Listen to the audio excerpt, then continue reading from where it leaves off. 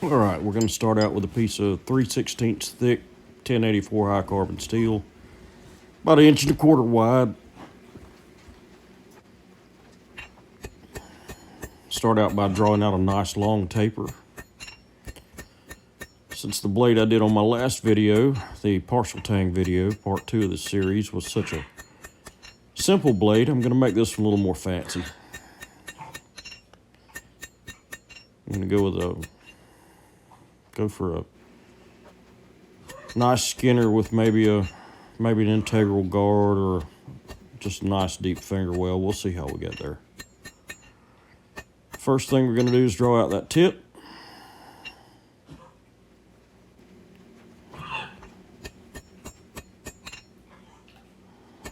Now I'm offsetting where I want the blade length to start.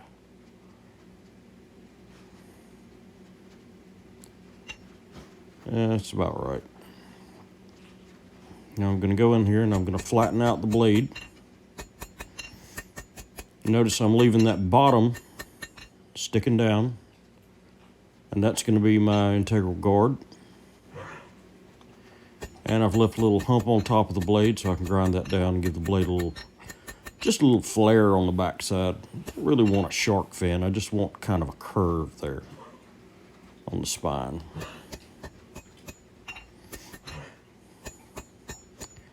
And that's going to be the transition between the handle and the little integral guard.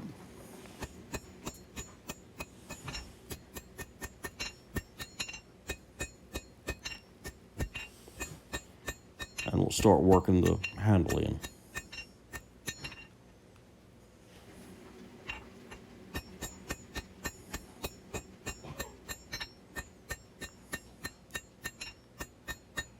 Yeah, this is really too much steel for the type of knife I'm making.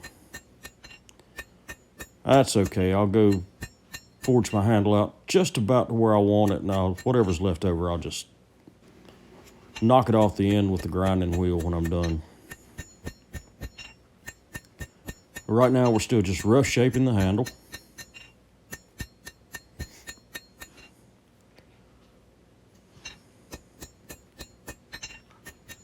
I've already hammered in some taper, some distal taper into that handle, and that's really stretched that steel out longer than it was.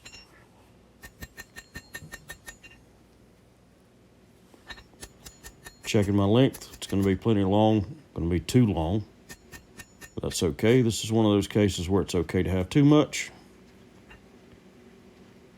That's pretty good preform. I'm going to curve my blade back down toward the spine, because if I don't, I'm going to have way too much curve in this blade by the time I'm done.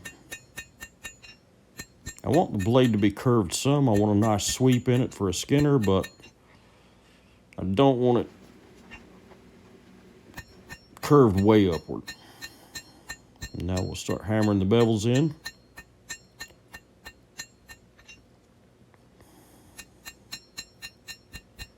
I'm pulling that steel from the spine down towards the edge. You can see that's making a choil there where I had my integral guard. The choil being the notch between the integral guard and where the cutting edge of the blade starts. And as I work the bevels out, they're going to put a nice even, it's going to put a nice even curve in that blade.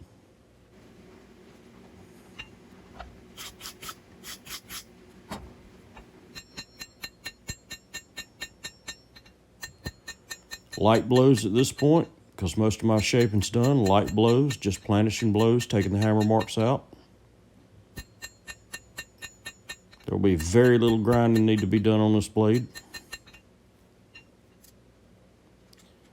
It's looking pretty good.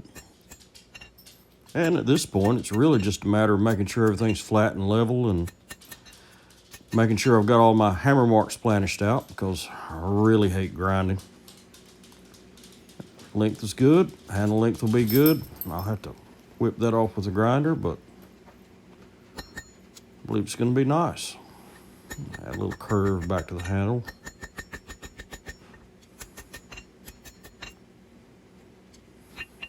Yep, that'll do. All right, so we've got our final blade type done. Here we go. And this is full tang. This will have 2-3 rivets in the handle. The handle goes straight from the steel goes straight from the tip all the way through the handle of the knife. This is by far the strongest construction. This is commonly what you find in most outdoors use knives today. Most kitchen knives is that full tang construction, and this is absolutely the strongest because the steel is one continuous piece. Now, what's the downside? It uses more material. The upside is the increased strength.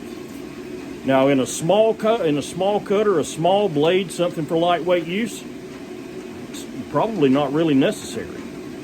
As long as the steel's forged right and heat treated right, if you stress the blade enough to snap a stick to a well-forged stick tang or a well-forged partial tang, you're probably misusing that blade. But that's the third type that I usually do, and that's the full tang knife. This is commonly what I do. Thanks for watching. I appreciate it. Oh, and by the way, I also got a request from Heretical Builder, and he asked to see a knife from start to finish. I'm definitely going to do that. I haven't forgot about you, bud. But, hey, I've got to have my daughter to play cameraman before I can do that. And she's off at a show this weekend. So, anyway, we'll get to it in the future. Thank you all for watching. God bless and have a great evening.